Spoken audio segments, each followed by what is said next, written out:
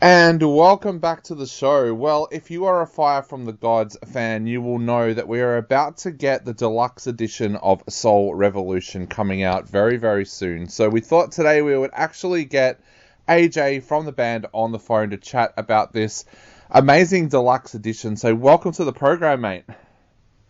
Yo, walk on, Australia. What are you saying?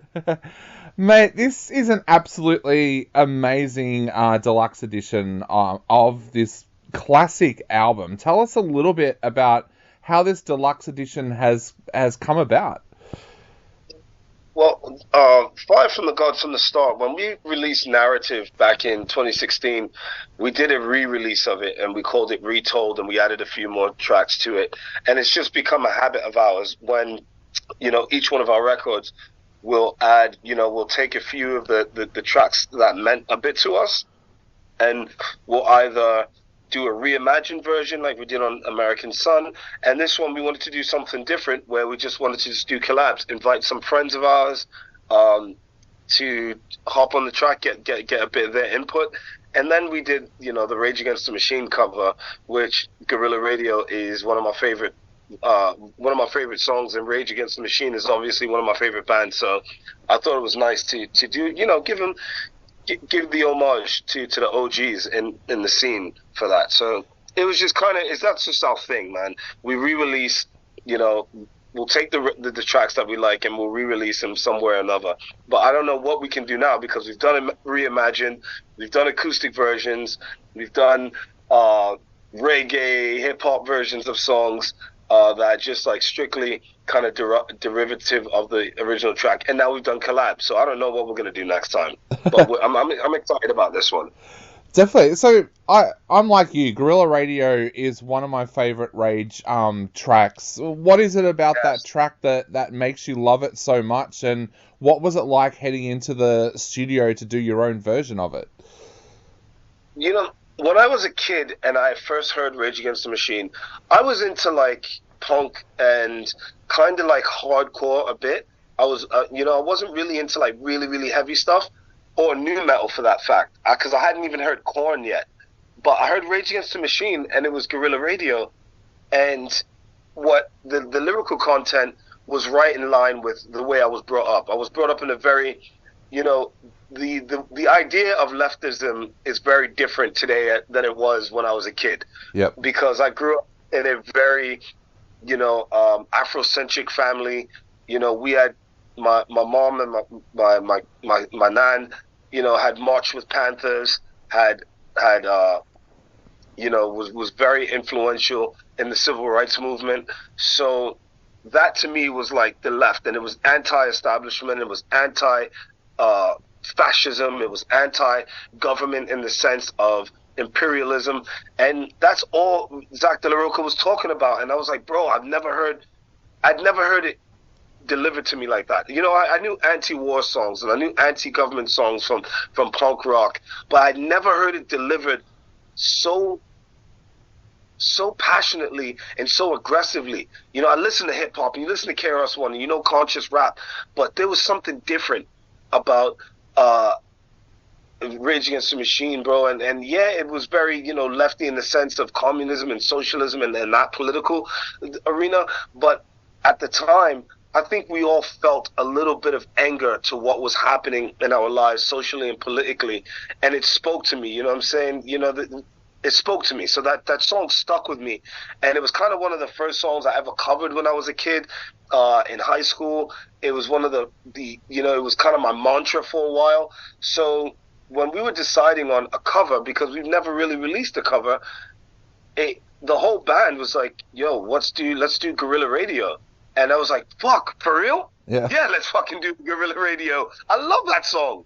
So yeah, but going into the studio, I think there are a lot of artists and a lot of like, rappers that front metal bands that are a lot better than me, in my opinion.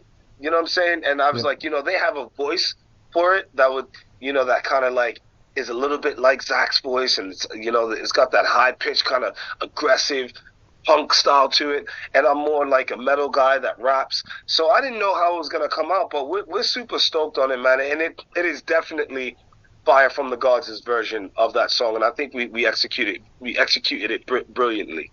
That was what I was going to say. You really did make this version your own.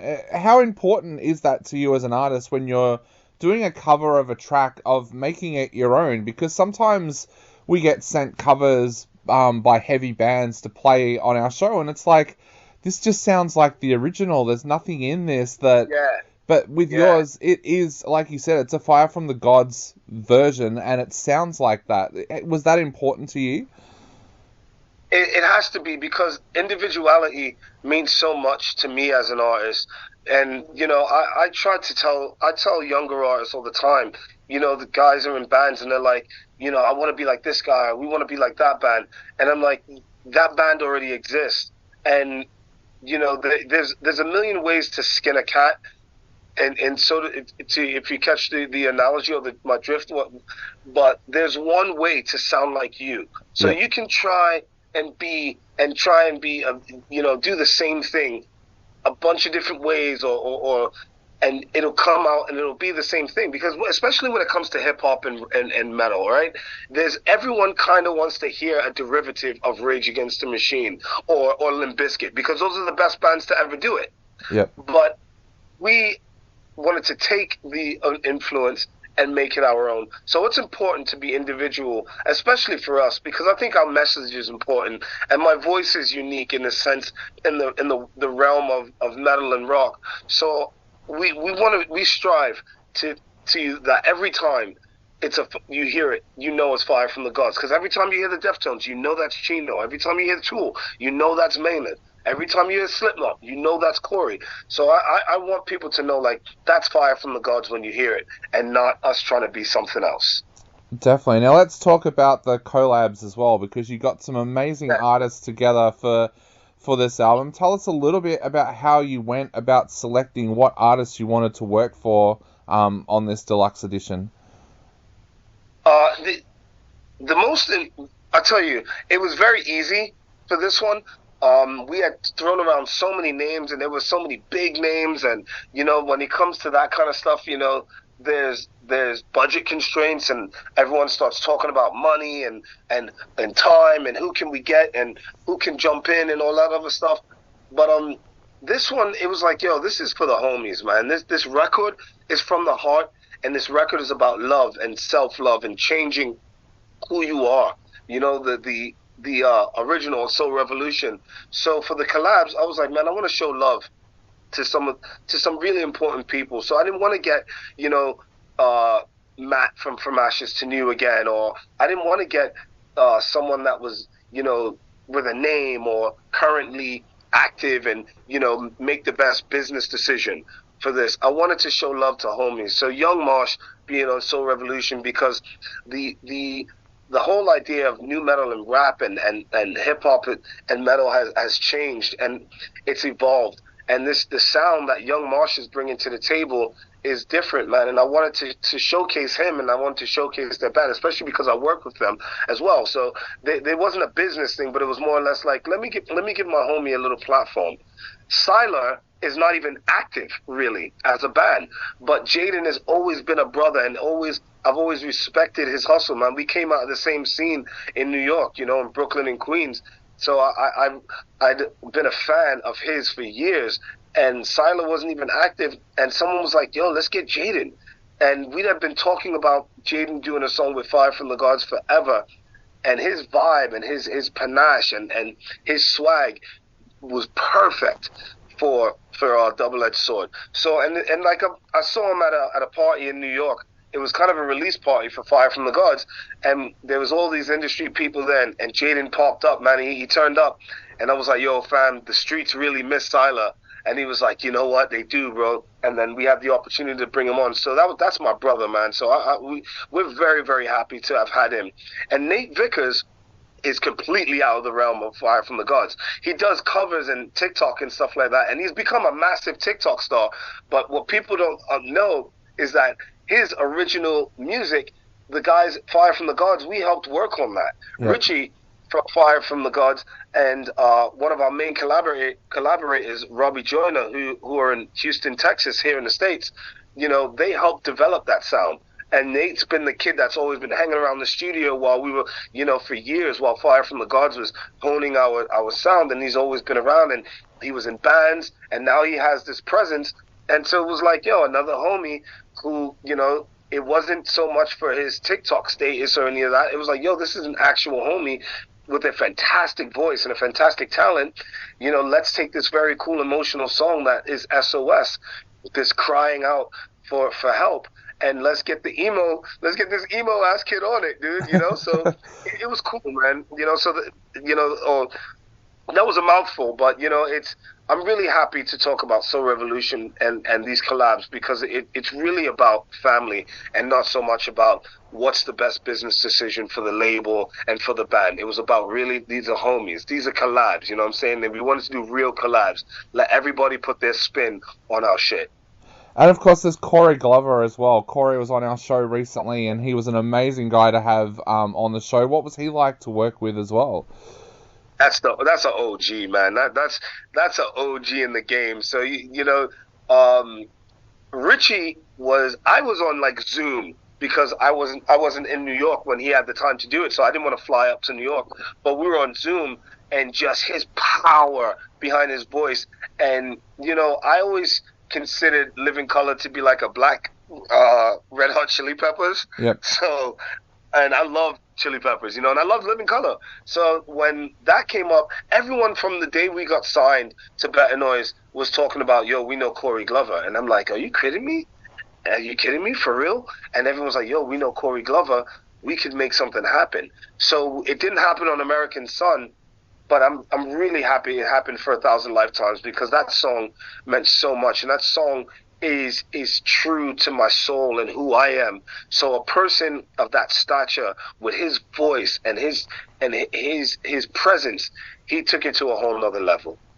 So I wanted to ask AJ, from a songwriting point of view, what's it like when you sit down like this with another artist to work on your track that you've written? Because to me it feels like you've got a baby and you're handing it to somebody else to bring up for a couple of years and then bringing it back to you, and you're seeing all the changes in your baby and things like that. What is that like for you as a songwriter when you sit down and work with, say, like an artist like Nate or Corey or someone like that, with a reimagining of a track like this? Yo, it's not easy, bro. It's not like, oh my God, you killed it. Sometimes I'm like, damn, what are you doing? But then other times I'm like, you know what though, man? I have to show enough humility, and I have to kind of let go of the reins, because if I want someone to respect what I do, I have to respect what others do. And each person was selected because I respected what they do, so it's really hands off. But sometimes I'm like, I'm not really feeling that. Of course, that's natural. But once you listen and you remove yourself from the situation, like I had to remove myself from the situation to listen to how Jaden did his thing, and I was like, yo, that's my man's right there. That's my guy. He's killing it. So, and there's certain aspects of a song that I like, but because we're doing a collab, we have to take it out or something. If I did a particular run or the way I said something that evokes a certain emotion. And so, sometimes I've got to remove myself from that and be like, you know what? Nah, this is my man's. I got to let him do his thing. And that it's really just about humbling yourself. Yeah. And sometimes it gets a little tough, but it's all good, man. Definitely. Now, AJ, I know we're running out of time very, very quickly, so I just had 2 quick questions before I go. First of all, this deluxe edition comes out on June 14th. What else have you guys got planned for everybody for the rest of this year? New music, man. We just finished up a few festivals here in the States. We need to work on new music, and for the fact that listeners these days, man, everyone wants new shit immediately. And I want to give people content. And I know that sounds crazy because it's like, oh my God, technology and social media and feeding into the masses. But I want to stay relevant, and I want to stay relevant in the sense that I want my voice to constantly be a presence.